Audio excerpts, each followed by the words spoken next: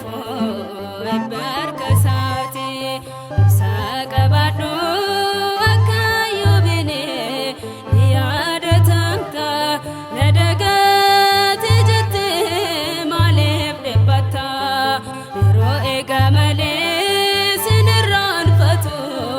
dhaabadhu eegi siga'ee hafa gaafa siif dhufu barkasaati.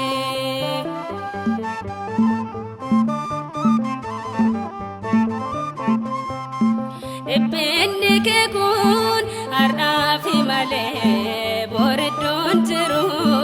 obsaan eeggannaan barruu gooftaarraa kan dhibeen jiru Iyyoob obsuudhaan ni eebbifame dachaa dachaane atis yoo obsite ni eebbifamta jireenya keene saqabadhu akka yoobine yaadatamta nadagati jette maaliif dhibbata yeroo eegamale sinirraanfatu dhaabadhu eegi siga'ee hafa gaafa siif dhufu barkasaati.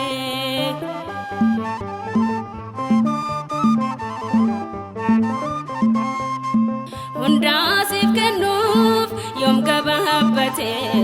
harki Waaqayyoo si toobsa dhabee adeeme malee dandaadhannoo akeekni gooftaa karaatti nafu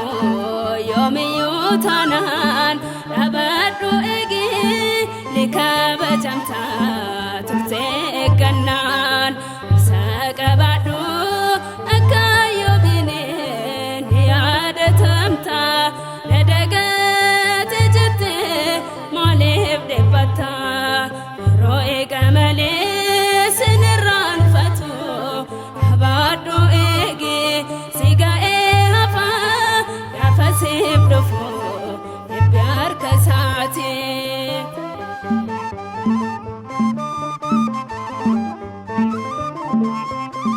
Nadagateera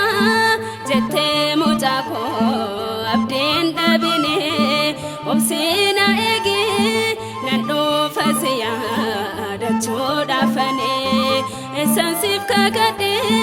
siif raawwadha sindaagadhwane kan sitti irraate hundaan siif guutaa yaadda ene.